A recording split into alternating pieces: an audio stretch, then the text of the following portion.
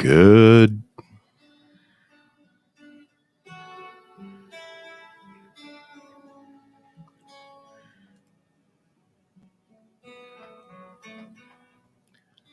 Good morning, everybody. It is 9 a.m. on a Sunday. That means it is truly time for Lisa's Changing Perceptions right here on 216 the Net, 216thenet.com, real life internet radio.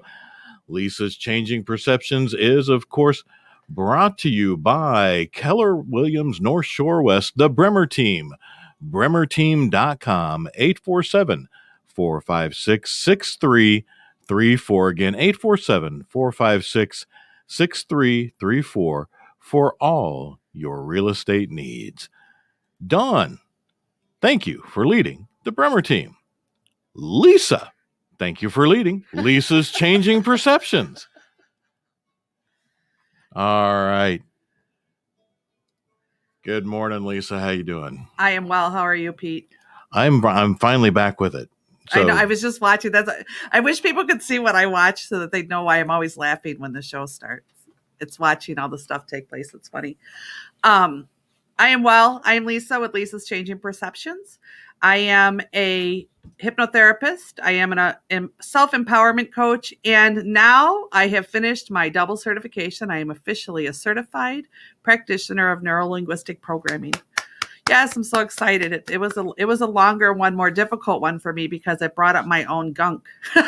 So I struggled through a lot of it. So on that matter, just so people know, the things that I do and the things that I talk about and the different modalities and techniques that I work with, yes, I do practice what I preach. So I'm aware of how difficult it can be, but I'm also aware of how beneficial it can also be. So I do practice what I preach, and I've experienced most of what I do with clients. So just kind of putting that out there. Today, we're going to talk about the topic. I got thrown off. The topic is the moment that you made the decision to struggle and you didn't even know it. Because part of what I've learned and my own self-discovery is everything in life is a reflection of what we've absorbed, what we've filtered. The reason people don't always see eye to eye, and in truth, nobody sees eye to eye. You can agree on a topic, but no two people will perceive the same thing in the same way because it's seen through our own eyes and our own unconscious mind and conscious mind alike. And that's a filter. And that filter is created by our experiences that we've had. And we've custom designed our view of the world, so to speak. And what I've discovered with all of this and what I pushed for people to understand is there are decisions that we made in our life. There are decisions that we were completely unaware of, and they are very reflective of our choices as we go throughout life.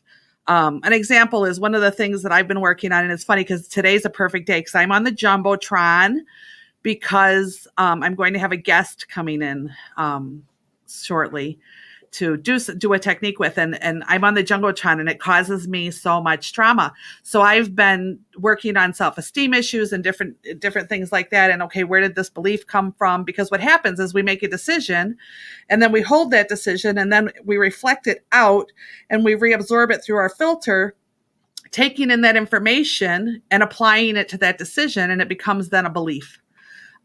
So I've been working on those kinds of things. And here's the interesting part of it is that I, throughout my life, had a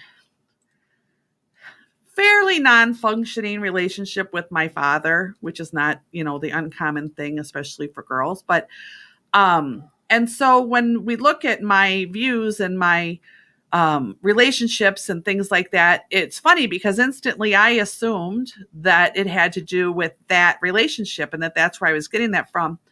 But in doing the modalities and the techniques that I do, and basically your unconscious mind knows every second of every moment of your life. It remembers every second of every moment of your life. And if you believe in past lifetimes, we got those in there too. So it all comes with us. So in the modalities and the techniques that we use, we're actually communicating with the unconscious mind and asking it to show us. And my goal and my belief is that we have to go to the root of the problem. I thought I was aware of where these things were coming from, and I was looking at that. And to me, what I've discovered is it wasn't the root of the problem. So when I went into doing my own modalities and working with myself on this, and I asked to be shown and to go back to the moment that I made the decision to feel this way, that where's the moment in time that the instant decision was made? Because that's what people don't realize too, is that we make a decision in an instant to see something a certain way. The other things that we apply to it with our behaviors are accumulative. That's kind of what peeling the onion is. It's things that we apply on top of that and we layer on top of that. But there was a root moment, a split second in time when we made a decision to believe something or to feel something, and most of us didn't even know we were doing it at the time, because the majority of it happens when we're very young. So I went in and I did this, one of the modalities that I work with, and show me the root cause. What is this? And again, I assumed it was going to apply to my father because of our relationship that we had. And they showed me when I was 5, something my grandma said to me. Oh. And I had forgotten about it. It didn't even dawn on me. But the minute I saw it, I remembered it. And she really hurt my feelings. But I was 5. Wow. And here's the thing. I had a great relationship with my grandma. I love my grandma. My grandma was weird like me, in truth. And so I was very comfortable with her. We even made fun of her. My grandma was psychic, and we made fun of her for it. Didn't believe in it. So that'll teach me now, right? Go full circle. Yeah. And we made fun of her for it. But I love my grandma. My grandma would never intentionally hurt me. But in a split second, she made a comment to me that really hurt my feelings. But she meant it as a joke. Now looking back on it, detached from the emotion of it, she meant it as a joke. But to my 5-year-old mind and heart, I took that in as truth and absorbed it in that split second and didn't even realize it. So going back into these modalities and going, oh my gosh, that's the root cause. So yes, my relationship with my father wasn't the greatest, but that's just added on top of that. Like I created a root belief, and then those other things get added on top of it. And oftentimes we think it's somebody who intentionally hurt us or isn't a nice person, or, whatever words we want to use for people that we come about in life that cause these wounds and these traumas. And what I'm starting to learn is that that's not actually it. They hit the wounds and the traumas somewhere in time. And again, people have specific trauma, so that's not what I'm referring to. I'm talking about the average mindset. Somewhere in time, we made a decision of something that wasn't true. Yeah. But we made it from the mind of a child. So going to the root cause, now all those things that are attached to it can get seen differently. So it's kind of like, and it's been my argument with the love and light spirituality, which I'm all about speaking positive, say the positive, what have you. But what I feel like a lot of times is that people continue to struggle because they keep saying, we've said it before, unicorns and rainbows, unicorns and rainbows, unicorn and rainbows, and then my life still sucks. I still feel this way. I don't feel unicorns and rainbows. So for me, sometimes that's just plucking the dandelion flower off the dandelion. Yeah. And you won't be able to see it for a little while. You'll enjoy the fact that the dandelion's gone, right? Yeah. Let's get the root out so it doesn't keep growing back. Because when we pluck the flower off the dandelion, what happens? In a very short period of time, it's there again. Yeah. There it is. It resurfaced. So these modalities and these techniques go more to ripping out the root. Let's make the dandelion not grow back. Let's understand how deep that root went. Because if anybody's ever truly pulled a dandelion root, they're big. They are big and they are deep, and we didn't realize that they went down that far. Yeah. It's kind of the same thing. So to kind of pull those roots and those core belief systems, and I'm starting to discover that that's the term peel the onion, because the root is that center, icky, gushy part. And then all those layers of the onion are all the things that we attach to that, all those beliefs that we wrapped around it. So even though, yes, my father and I didn't get along, and he said some things that I have recalled in conscious mind that were hurtful, mm-hmm. the reason they were able to stick, even though my conscious mind knew that's not true. Yeah. What he's saying isn't true. But my unconscious mind would replay it in my mind when I was in those situations. And it's because it was stuck to the root cause. So now we go down and we pull the root cause and go, okay, you know what? Now as I do that, I see where this affected me, this affected me, this affected me, this affected me, this affected me. And I see where it affected my life because I saw it like this, I saw it like this, I saw it like this, I saw it like this. And the beautiful, and I don't even know, I'll even call it miracle, part of it is that once we pull that root cause and we're able to see those different layers and how they affected us, our perception from that root cause moment all the way to present will begin to change. Because as we then review and play that reel in our mind of those things, we're looking at it now from a completely different perspective. So when we pull the root, it's not only healing that moment, it's going throughout till now. Wow. Yeah. Because now when you think back and you go, so-and-so said, yeah, but you know what? That's not true. And I know that when this happened, I believe this. So now I know that's not true. So now when they say that, I can see that was them projecting onto me something that was within them. Because and the reality of it is, and I discovered this a while back, is that my dad was actually very good intentioned. It was a warped sense of reverse psychology to say, because I was a stubborn kid. I know that'll surprise you all. Oh, yeah. Just such a shocker. Right. I was stubborn. I was headstrong. And even my husband used to joke when people would say, how do you get her to do anything? She's stubborn. And he would say, tell her she can't. Tell her she can't do it. And then she'll do it even if she didn't want to do it in the first place. Just because you told her she couldn't do it. Now she's going to do it. Because that's how she's, my dad used to scream at my mom and tell her, oh my God, you have to be a lawyer to punish her because she will always find the loophole. the loophole to get through and make it so she's not in trouble again, So in hindsight and reviewing that, it was his sense and being able to look at him in that relationship from a perspective that's no longer that 5-year-old that took in a belief, and being able to look at it now from the adult woman that can see it without the emotional attachment to it. Yeah. It was his, I shouldn't say warped. That's a terrible way to put it, but a dysfunctional way of using reverse psychology, because I was a rowdy one. I was a rowdy young kid, just the facts. Yeah. And it was his way of going, well, if I tell her she's going to turn out like this, then odds are she'll fight me on that to be the total opposite, because that's who I was. And in truth, I did. But those words have stuck. And I've always thought that they stuck because they were what he said. And it wasn't. It was because that root core, before I even knew it, was there, and it was very sticky. It was very sticky. Just like if you break a dandelion stem, it's very sticky. Yeah. It holds on to everything. You'll get it on you, it'll stick to everything. Yeah. And it just kept layering. So it allowed my unconscious mind that had absorbed that truth and that belief to believe these other things that are related to it and to continue to compile that. Does that make sense? Oh, yeah. Am I making sense? Okay. To me, very much, because I can remember I had an Uncle Steve who I didn't, from the time I can remember, I didn't really care for him. But he sounds similar to your dad. But he used to tell me, oh, you're never going to be anything more than a garbage man. And to me, that just sounded horrible, not knowing that garbage men make quite a bit of money. I did not know how much money they made in the benefits that they received. Yeah. So garbage men do all right. But it was just the way he would say it. And it was him teasing and being facetious. And I understand it now. But back then, I hated when we're going to your Uncle Steve's. I hated going there. Right. Oh, your Uncle Steve's coming there. Oh, jeez. I hated it so much.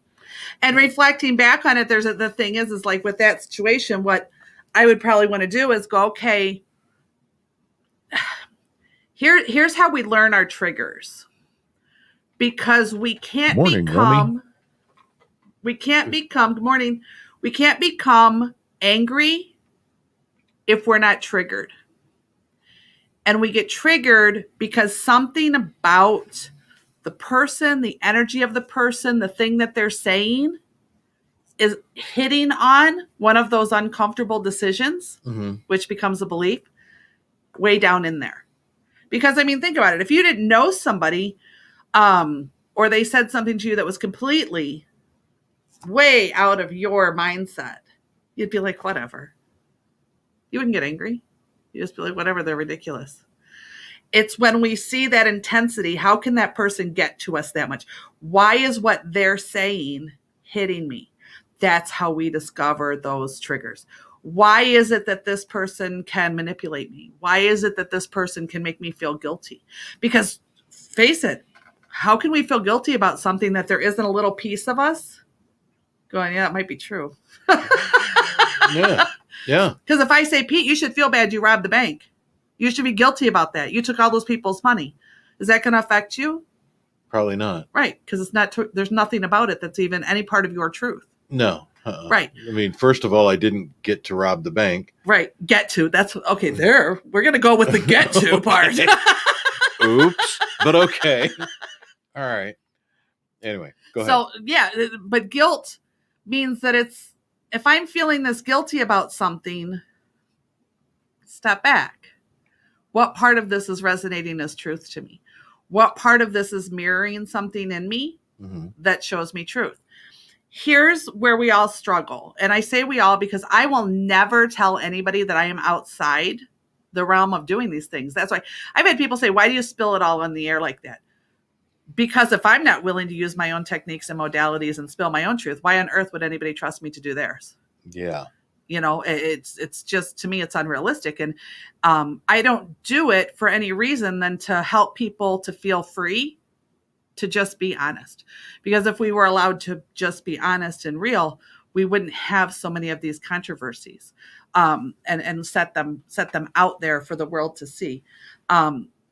So anyway, that's how we find our triggers. That's how we find what bothers us. If somebody can, face it, piss you off to a big extreme, does not mean that you have to allow abuse or anything like that. I've said it a million times. But if you want to stop repeating that cycle, you have to really be able to take the time and say, okay, what in me is that triggering that's truth? Because if we remain in a state where we say the other person is causing it, the other person makes us feel a certain way, then we also remain in a lack of empowerment and we're handing our power to someone else. Because it could not bother us that much if it wasn't triggering some kind of truth, some kind of something that our inner spirit, so whatever heart, whatever you feel comfortable with, it was screaming, yes, look at that. Look at that. Because the truth is that everything is just molecules. Well, yeah. Absolutely everything. We can break down this microphone. It's just molecules when you get down to it. That's all we are. So everything that we're perceiving through our eyes is perceived through a filter, but it's just situational experiences that we're perceiving through a filter. And they're triggering an emotion. Emotions are meant to flow through us. Emotions are meant to bring up something to our attention, and then we allow them to flow through. We look at it, we see how it affected us, we let it flow through, and we move forward with that learning because we learn from our experiences, obviously, right? Yeah. So they're meant to flow through. But what we have a habit of doing when an emotion is uncomfortable is going, oh, no, not that. Nope, keep that one down there. I'm not flowing through that one. That one's too painful. That one's too uncomfortable. So we end up kind of blocking up the dam rather than letting it flow. And what happens when the dam is blocked up, but yet the flow continues to attempt and the energy rises? Yeah, you're building up pressure and eventually the dam's going to blow if it's not strong Which enough, is called rage. Yeah. Which is called addiction. Which is called harm. Which is called anger. That's the dam overflowing. And the other thing I've discovered is that oftentimes, and I will never say 100% of time, oftentimes anxiety is those energies building up, trying to get out. So it's almost like we've overloaded the circuit, and we get to the point that we're like this and we can't stand it and it's bothering us. So it's that we're so overloaded that any little thing around us is adding another layer.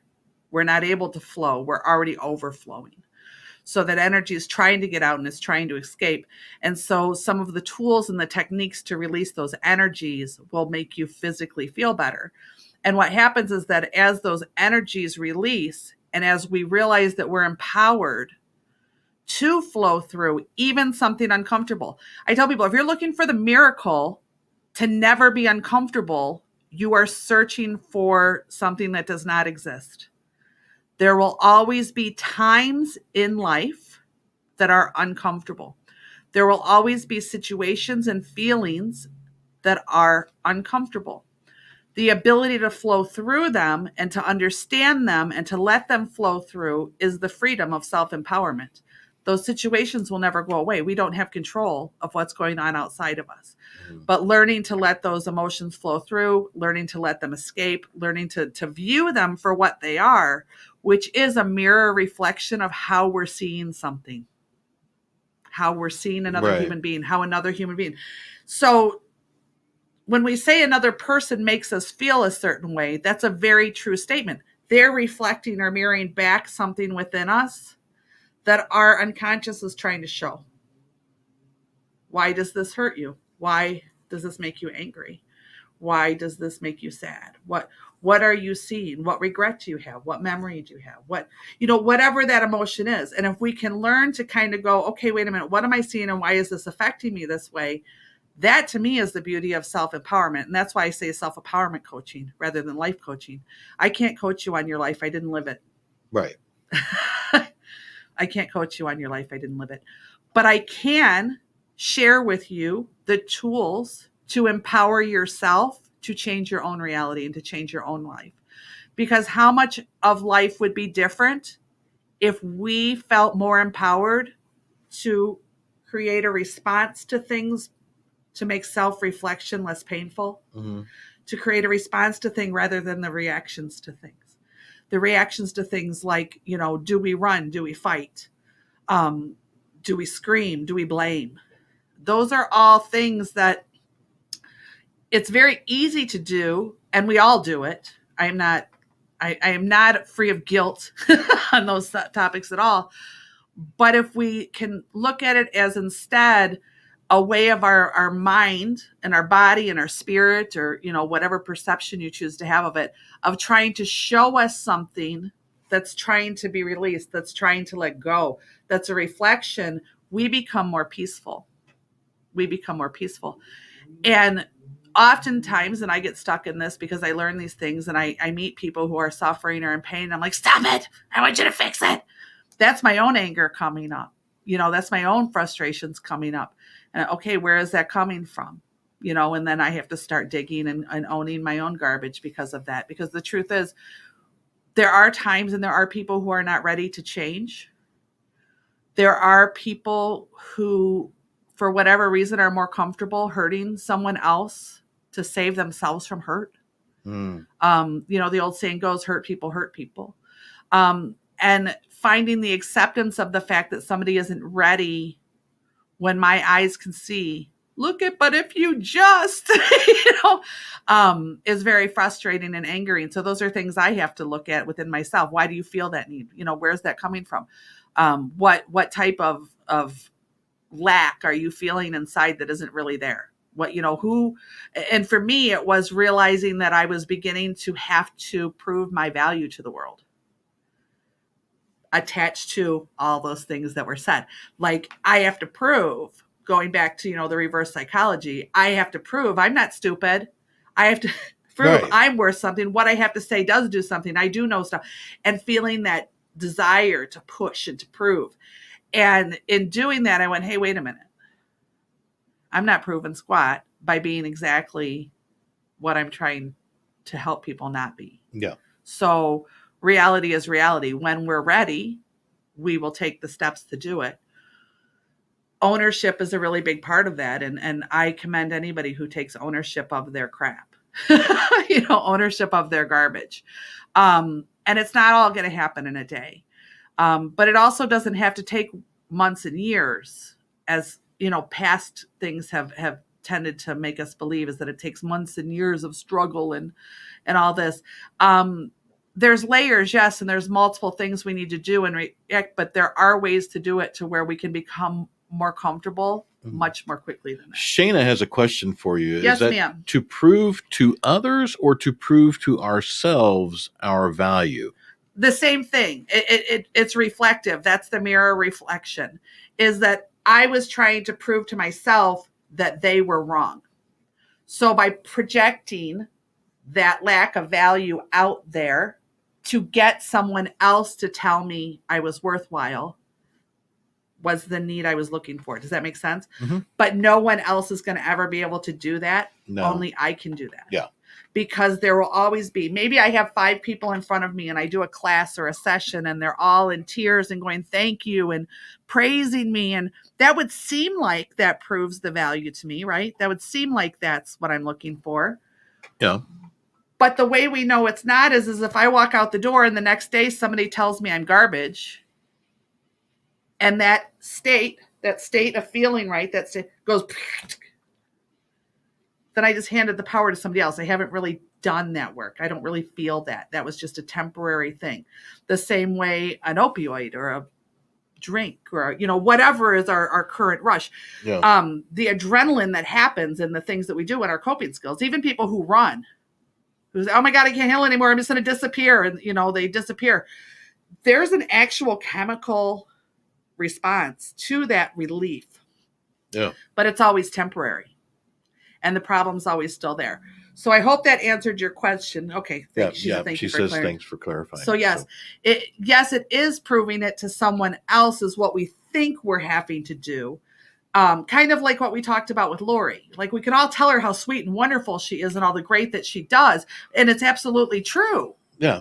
But until she sees that and correct. Feels that and believes it of herself, it doesn't really matter. Right. It's going to be the greyhound still chasing the rabbit. Yeah. It's never quite going to feel satisfied because it's truly within healing those things within and pulling our own root out of that. And Romy asks, so you're seeking their approval for your own self-worth?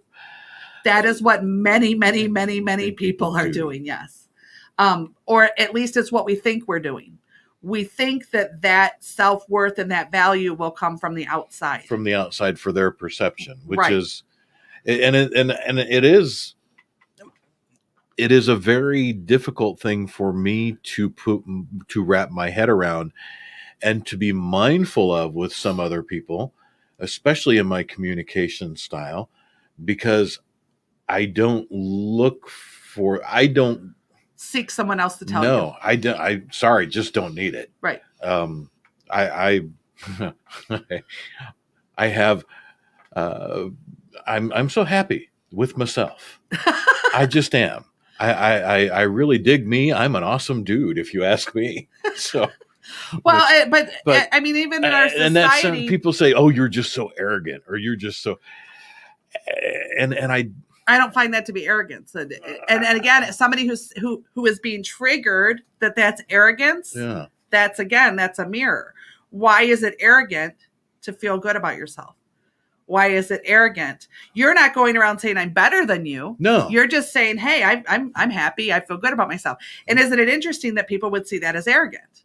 But that just the fact that something triggers to a negative says, wait a minute, what within me is being triggered because he's confident with himself? Why does that bother me? Why would it bother me that somebody else is confident? And our society and our world is filled with it. And I will argue anybody that by saying one statement, go to YouTube. We are there right now. I understand that. Please do like, share, and subscribe. While you're here. My point being is that all the people now that have become very common, and it's not the only way, but it's the perfect example of look at me, watch what I'm doing, watch me get dressed, watch me put on my makeup, watch me ride my bike, watch me. And the more likes I have, the better I am at it. It's just a common ground for where we found. Now, I'm not saying people shouldn't do that. I don't really care that people do it. Right. But my point is that we wouldn't go to the efforts if we weren't looking for that approval, for that relationship with ourselves, but looking for it from others. Now, we're always going to do that, and everybody does do it in some way, shape, or form. The different degrees and the different reasons are where we discover, is it a problem or is it my purpose? And on that note, let's just take a moment and pause and say thank you to the Bremer team, Keller Williams, North Shore West, for their support of Lisa's Changing Perceptions on 216 The Net every Sunday at 9 a.m., 9 to 10 U.S. Central Time. BremerTeam.com, 847-456-6334. Call Dawn now, Dawn Bremer, the leader of the Bremer team, and tell her that Lisa Eflin and Pete say, hey, Dawn will take good care of you if you're either working on buying or selling your home. And she'll say, oh, of course I will. And now back to Lisa with Lisa's Changing Perceptions. Now, I have a guest that's joining us this morning. If you want to click the link, see Natalia Morales. Natalia, okay. That's her. So I'll pop her note up here real quick, and you can read that to folks while I gather. She's saying, instead of being jelly, which means jealous for those of you who need to know, who are people who have success, I support them and know that it's a reflection for me. Yes, we follow examples, we follow states, we follow the words of success, we follow where we want to go based on people who have already accomplished that.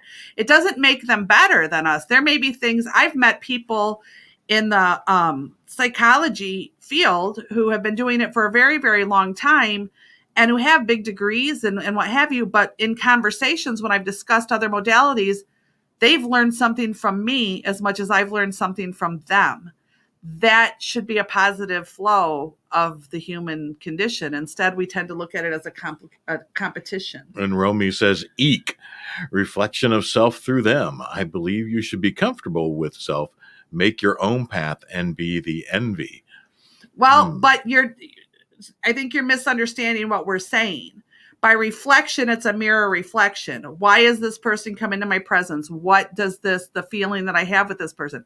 If you look at somebody and they're your great friend and they make you feel good and there's great juju about it, you are learning from them.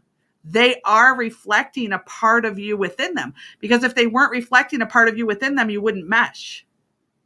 No. So I think that's a misconstrued, I apologize, a misconstrued conception that, oh my gosh, well, I can't look at you and think, God, he's great. He's really great. Oh, sure you can. I don't mind. I see the things that he does that I find good. I see where I'm recognizing the really great things that he does. And you know what? That thing he does, I wish I could do that, or I wish I was better at that. I'm going to observe him and see how he does that. I'm going to kind of take note of that out of respect for the fact that, hey, he's kind of gotten into a niche of something that I like. He's kind of doing something that I know that I like as a person, and that would be a piece of me. I would like to be that type of person or do that. Romy learns from Kent Jones. Kent's the other owner here at the station on 216 The Net. Kent's a good guy. Kent is a good guy, but don't learn a lot from him. Kent's awesome. He's not listening. So now, how do you say her first name? I believe it's pronounced Natalia, or Natanya, but I'm going to have her do that. She has joined us. She's stepped away. She's coming back in. So in just a moment, I will add her here, and we'll get her up on the screen. Just before I do that, she followed all the stuff. She's got her headset. Yeah, she's got her headset, so we can see that she's ready to go. We'll pop her in here in just a moment. Absolutely. Shayna says, so being irritated by something is actually an opportunity to focus on something that you need to work on. Oh, Shayna just got the gold star for the day. Yeah, you get the big gold button. So we're going to go ahead and add her right now. We're going to pop her in. Okay, now I'm going to be turning a weird direction so that I can see her on the screen. See if we can. Why is she not coming into the screen? We should be. There she is. Good morning. Good morning. Can you hear us? No, you've got her on mute. Let's unmute you. Oh, she's got to unmute. Oh, there we go. Bingo, there you are. Good morning. How are you? Rodeo. Good morning. Can you pronounce your first name so that we don't screw it up? Yes, Natana. Natana. Mm-hmm. Okay, what's Natana? We weren't sure, and it's funny because I was looking at it. I'm going, you know what? I should know that because you are, if I'm correct, back from my old radio days of when I was the psychic on the radio, right? When I did Blog Talk. Did you ever follow that? Why is she frozen? What are you doing to her, Pete? Poor Nothing. woman. She's back.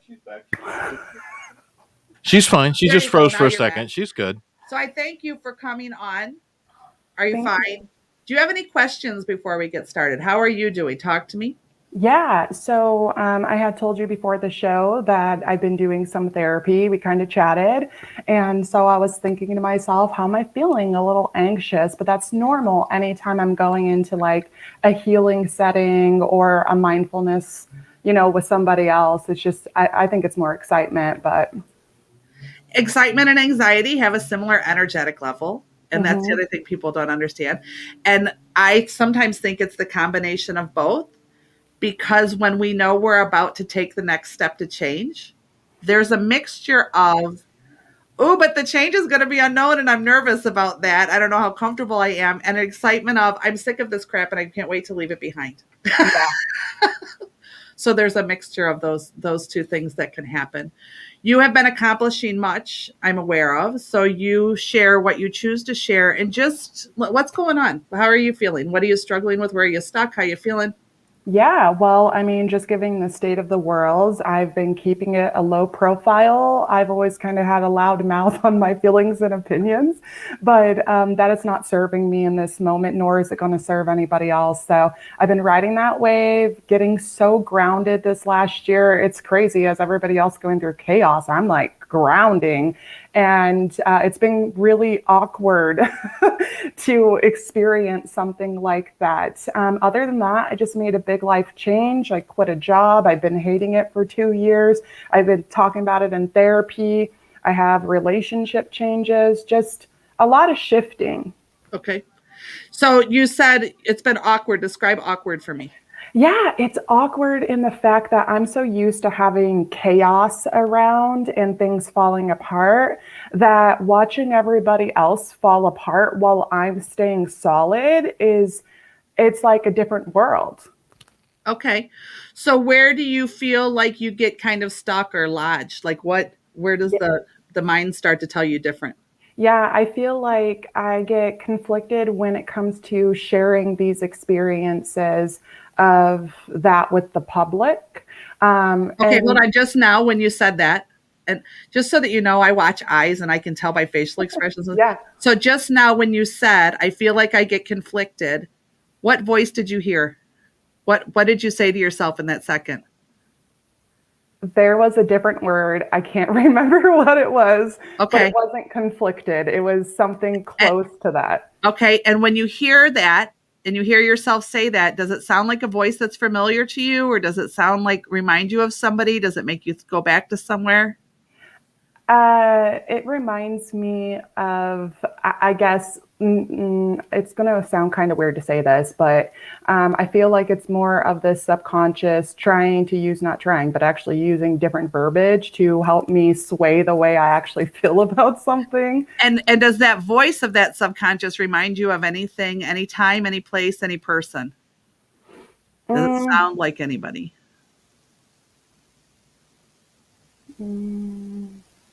And if it's somebody that you don't want to announce, that's fine. You can just say yes. You don't have to tell me who it is.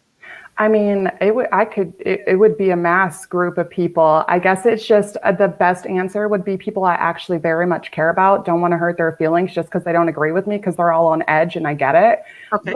So it's kind of like that. That's fine. And like I said, and I hope you don't mind me explaining why I do certain things and stop people certain ways. Is there certain ways that an eye moves and there's certain way that a face moves that tells me when she is recalling something she's heard in the past, trying to picture something that she has seen in the past to get an image of what she's remembering, or when she's feeling something from the past. And it depends on, it has to do with eye movements and things. So I just want to explain to people why I interrupt. So, oh my God, she's so rude and didn't let her finish. Because when she's saying certain things and certain terminologies, and I can catch that she's recalling something, I'm trying to get the unconscious to show us what she's actually recalling. Because oftentimes we do that and we don't really know that we're doing it. We don't realize that we're actually remembering something in that second That is the root. That's or at least down there near it. It's the root. So if I interrupt you, I apologize. It's to explain to them, but also to try and, as we talk, dig for where we're going. Okay. So go ahead. Go ahead. Keep going. Look at her now. I'm all off track because you screwed me up, lady. Yeah, I mean, now that you said that and I'm like exploring myself in that thought, I'm curious, like, what is it bringing me to? What does it remind me of if I'm feeling conflicted to share myself and my joy? It's almost the rational side of me would believe that I was stifled in some point in my life from somebody, as I was sharing joy or something in that aspect. That's rationally what I would go to and thought of when you brought that up.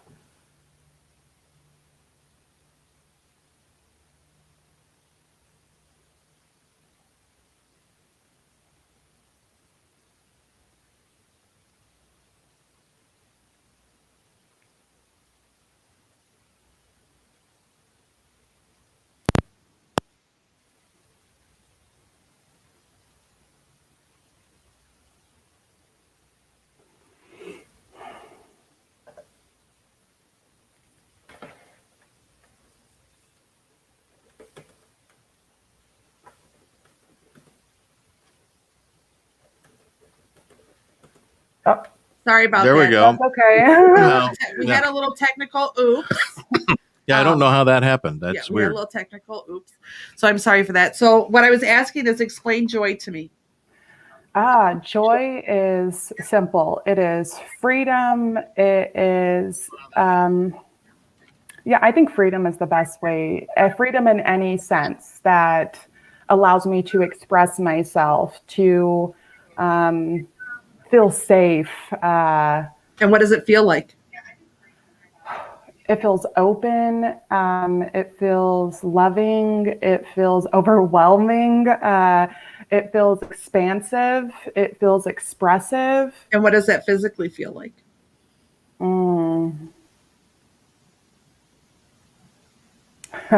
It feels moving. Like I like to move my body and run and jump and sing and dance and just do all these things when I'm excited.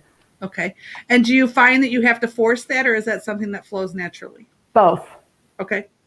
So what types of situations or what areas do you find you have to force it?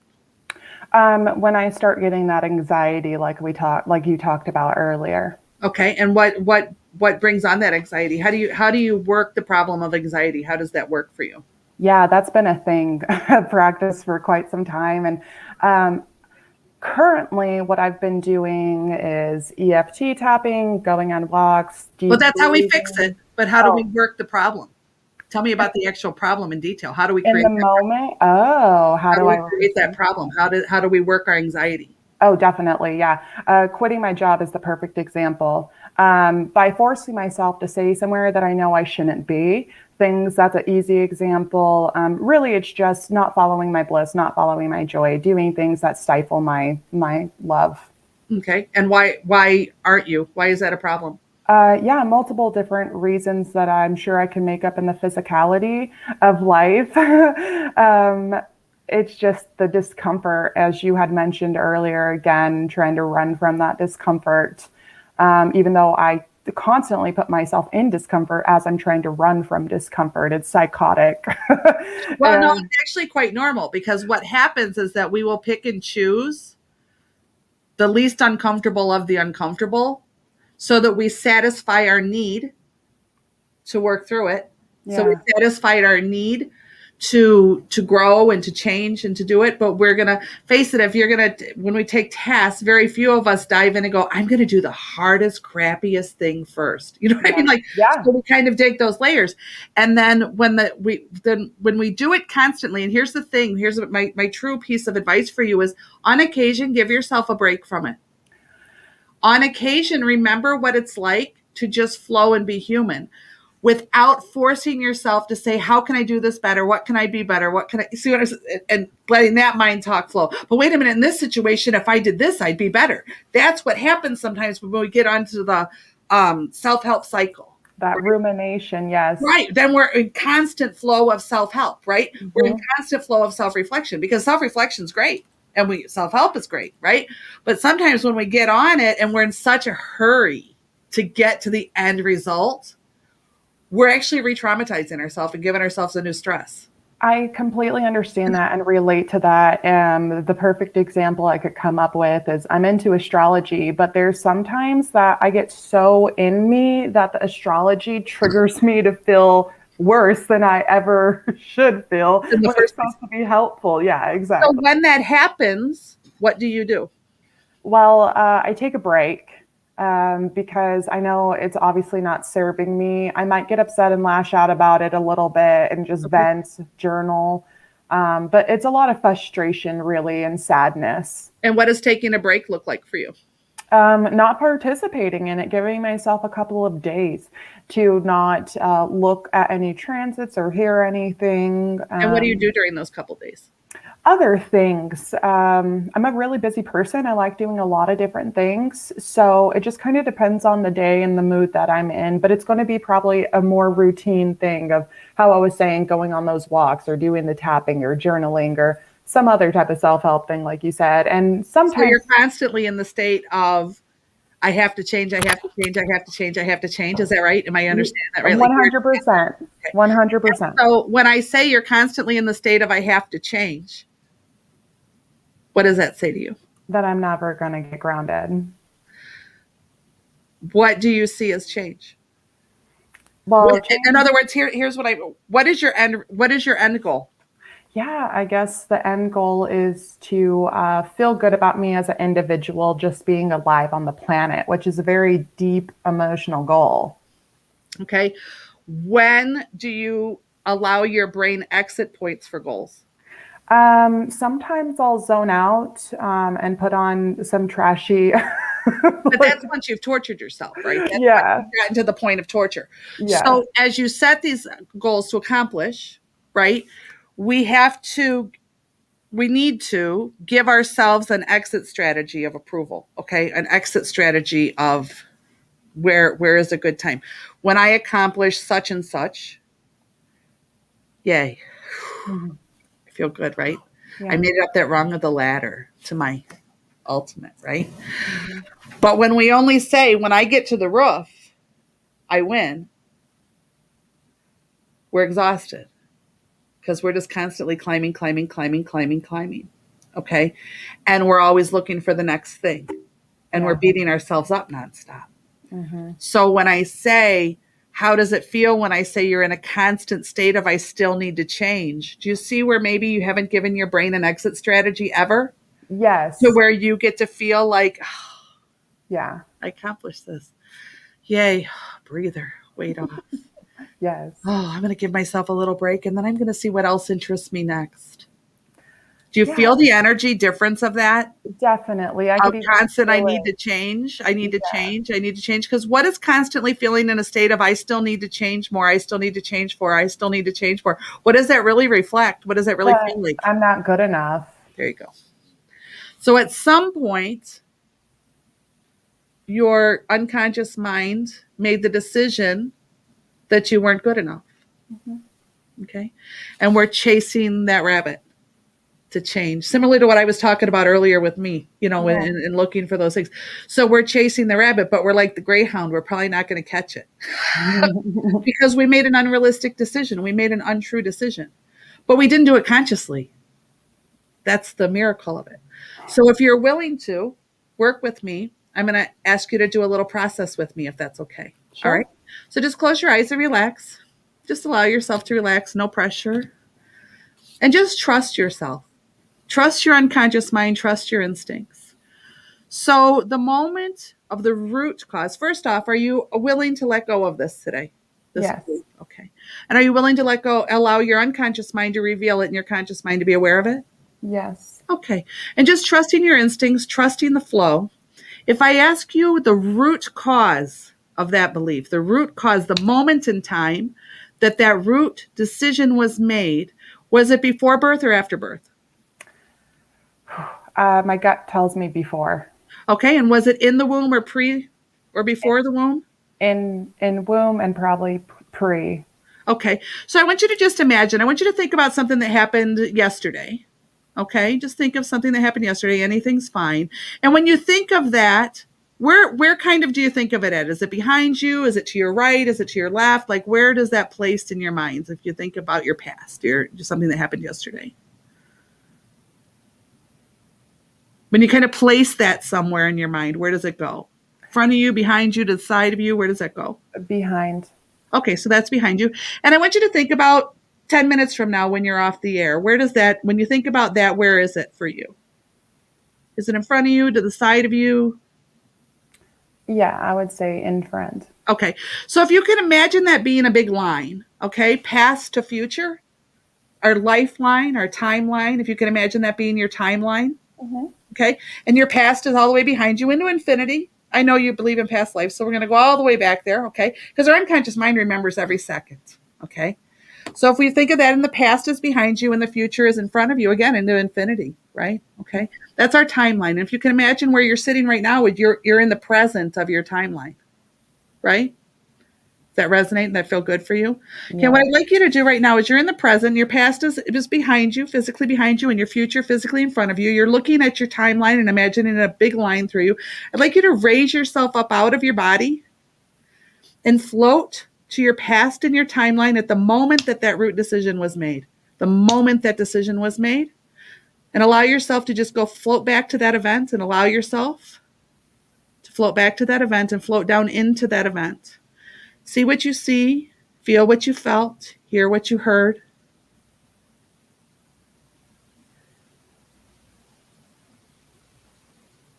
And allow yourself to now float up out of that event now, over the top of that event. And as you float over the top of that event, I want you to open the door to your throat, your heart, and your stomach. And I want you to drop all the emotions attached to that event and only absorb the learnings. Only the learnings that you needed from that event. And I want you to drop all those emotions down into that event. So allow them to remain in the event. You're only collecting the learnings. And then allow yourself to go float prior to, past, before the event ever even took place. And just allow yourself to detach and float back, past, before the event ever even took place. And are you able to see down onto the event now, but you're detached? Are you able to see down into the event on your timeline? Mm-hmm. And are you feeling those emotions still, or are they detached? They've definitely lightened. Okay. Sure. And we're going to go float farther back, higher up and farther back, till we're no longer feeling those emotions at all. We're completely detached. Let me know when you're there. I'm there. Okay. And now are you able to look down on the event and there's no more attachment, but you just have the learnings? You've absorbed all the learnings needed? There's a slight sad still. Okay, let's just go farther back before the event ever even took place. Farther back, higher up, farther back, where the event ever even took place. And are you able to look down on that event and feel free of those emotions now? Are you far enough back prior to that event ever even happening? Yes. Okay, and we're only holding on to the learnings now. We're not holding on to the emotions. We've let go of the emotions. We're only holding on to the learnings of that event. Allow yourself to float back down into that event now. And without the emotional attachments, look at the event and see what you see, feel what you feel, hear what you hear. And allow those new learnings without the emotional attachment to take place. Allow those new learnings to be absorbed. No emotions, just learnings. The learnings that you need. And I want you to draw yourself back up out, and we're going to go back to the past, prior to the event ever even taking place, way back, prior to the event ever even taking place. And are you able to now look down at that event and hold those learnings, but not the emotional attachments to them? Yes. Okay, and are you able to see past that event all the way into your present? If you look all the way up your timeline, are you able to look past that event and go all the way to see all the way to your present? Yes. Okay, as quickly as you can, but holding on to the learnings. I want you to go back to your present, but with each coinciding event attached to that event, we're going to drop the emotional attachment, and we're going to drop the emotions down into them. We're going to go all the way along our timeline, all the way back to the present as quickly as you can, with dropping all of those emotions and only holding the learnings. And let me know when you're back into the present. Take your time as quickly as you can, but letting go of all the emotions with attached events. Okay. Okay. And you're back with me now? Yeah. Okay, you can open your eyes. Okay. And now what I'd like you to do is I'd like you to look into a future event anywhere down the future of your timeline to an event or a situation that in the past would have triggered you because of that belief. Look into your future, any event, placing yourself into a situation that in the past would have triggered you because of that belief, and let me know how you respond. Let me know how you feel. Definitely, um, definitely staying in my body in those moments. Okay, and what is the emotional response gone? It definitely is. It's not what it was. Okay, and are you still feeling an emotional weight? No. Okay, we're going to come right back into the present.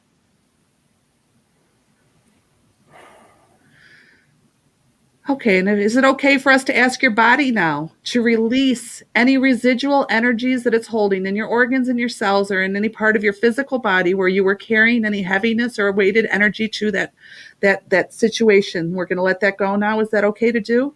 You Yes. okay with that? Okay, let's take a deep breath and just escape that, let it go. Release it, allow our mind and our body to clear.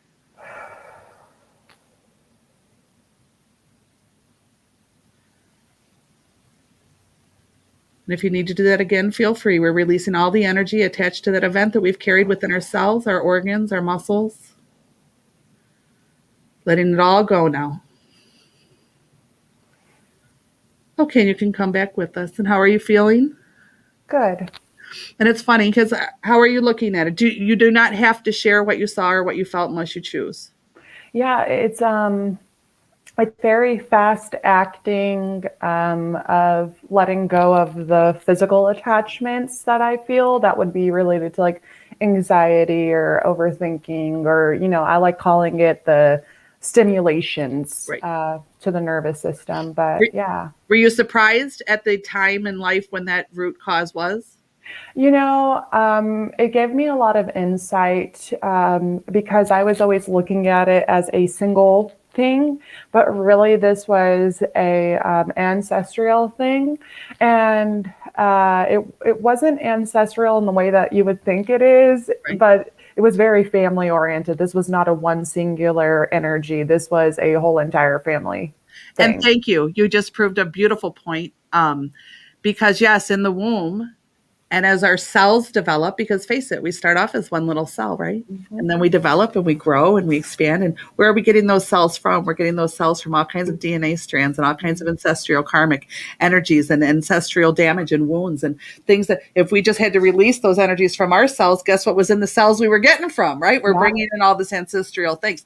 And then on top of it, behaviors that are genetically or habitually, meaning habits and behaviors that are passed down to us, get piled on top of it. Right. Yes. Get that. So yes, the fact that you were able to see it now from a perspective of, wait a minute, this isn't even my junk. Yeah. Because could a baby in the womb be wrong? Nope. Could a baby in the womb not be good enough? Right. They're growing. Right. Yeah. Right. I can't screw it up. So when people ask, can it really happen that quickly? Yes. Yes, it can. Yeah. And when we were going through it, I could feel the things that I was doing the things that you were telling me to do, but I was doing them before. Because you knew you were ready to let them go. So we're almost out of time, and I apologize for that. But your internal knew it was time to let that go. So yeah, it's ahead of the game. It's going to keep brushing it through. And I hope that did help you today. I was very excited to have you come on. Thank you. And I look forward to working with you. We're talking to you again in the future. Pete's giving me the finger, which only means the time, just for the record. Pete's waving the finger at me. So we're about to go off the air, but bless you. Thank you. Thank you for sharing today and for being open enough to come on the air with us. Of course.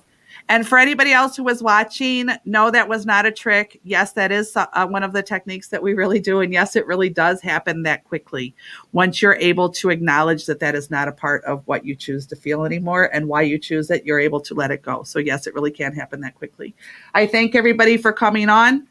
Have a wonderful Sunday. Again, thank you. blessings of gratitude for you for coming on and sharing with me. I know it can be difficult. Pete, you're still waving the finger at me, so tell me what to do. No, we're good. You've got about 20 seconds. Oh, so. well, there we go. We got 20 seconds. So thank you, everybody. Feel free to get a hold of me if you'd like to start the process for yourself. I am happy to work with you. Have a good day, everyone. Enjoy.